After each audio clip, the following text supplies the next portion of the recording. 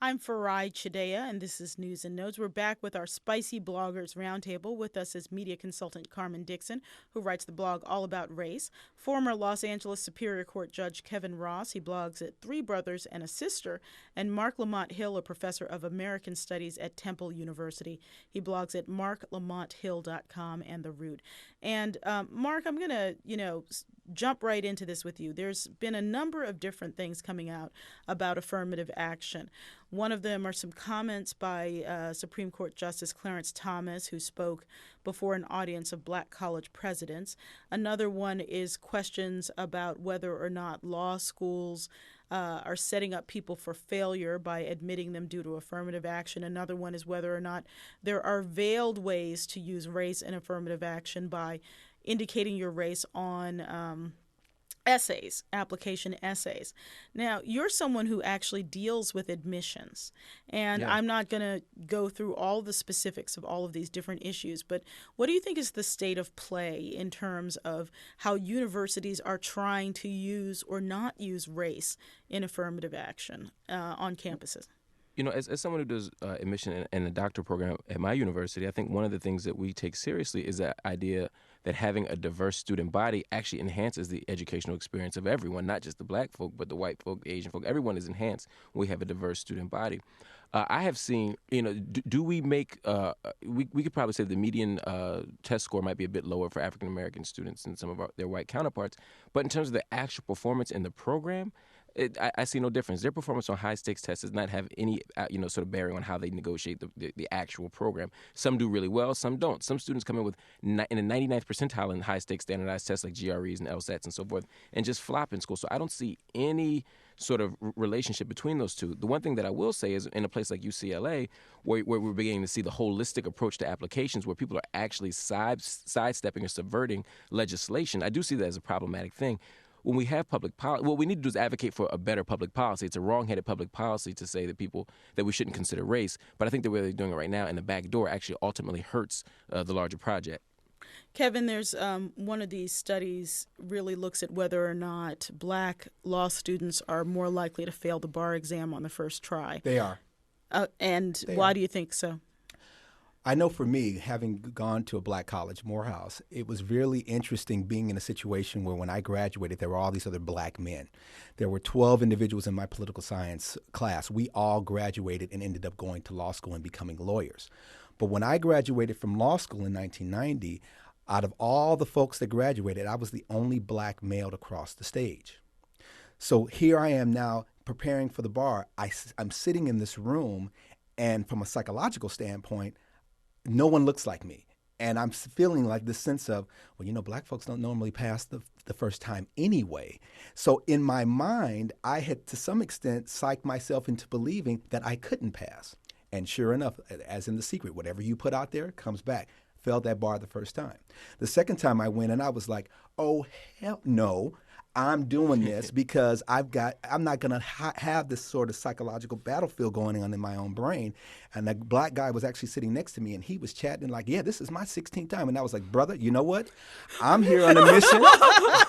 I'm not trying to come back. Yeah, it's like, I'll get you a coffee while you're working at Starbucks. And you can't talk to me. So, and ultimately what ended up happening, even when I went to go use the bathroom, I ran to the bathroom and ran back. And I had my mints and I shaved and I got dressed because psychologically, black folks oftentimes believe we can't do it. And once we get into the mindset of a si se puede, yes, we can, we excel. And I think to some extent people are not really taking into account the psychological remnants of slavery in our past.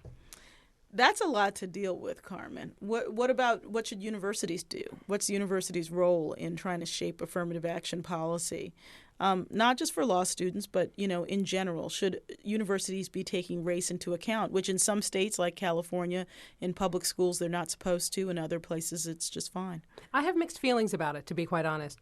I think we are at a point in society where class-based affirmative action to me is more appealing, because my classmates who graduated from Yale in the mid-'80s, everybody's doing fine. Their kids attend private school, have every lesson you can name. I can't see why, on the basis of the melanin in their skin or even their cultural heritage, they should be given any kind of special consideration. They've had the best of the best. They can compete on an even playing field. However, the other thing I will say is that I do believe that it contributes to an enhanced learning environment for everyone to have as diverse a student body as possible. How do you recruit that student body without referring to race? I don't know. Right. I think one of the challenges, though, is even though there's nothing genetically that predisposes black folk not to do as well in school when we control for class, what we do know is that all the data suggests that even when you control for class in middle-class institutions, in private schools and independent schools, black students often don't fare as well as their white counterparts. I don't think, though, that is a reflection of the students themselves and their innate ability or capacity to be smart or to do well in school, but it does have to do with the way school responds to black people irrespective of class. And so to some extent, we need racial measures because school is still such a racialized space in terms of curriculum, in terms of the way we teach people, in terms of policy measures, in terms of school discipline. All those things cannot be reduced to the level of class. And so while I agree that class is a critical issue here, we can't ignore the persistence of race as a factor. We're going to have to actually go to one of the topics we wanted to talk about in a future segment, but we're going to be doing a lot of work on the issues of voting rights, who gets to vote. Kevin, I'm going to go to you because there's a new push to return voting rights to ex-convicts in time for this presidential election. And there's really no one law. Each state or district gets to make up its own law. You have some places like Maine that say you can vote from prison if you're a felon. There are other places that say if you've served your time and you get out and you stay clean from crime, you still can't vote ever. Do you think this is going to be a big push? And is there even time to really address this before the election? I think there is time. I'm involved with this Angel City Classic football event out here in Los Angeles. And aside from the Morehouse and Prairie View matchup, and they're going to battle other bands, we're also doing something with Declare Yourself, which is an organization that is focused on making sure folks register. The bottom line is there are 8 million African Americans that are still not registered to vote.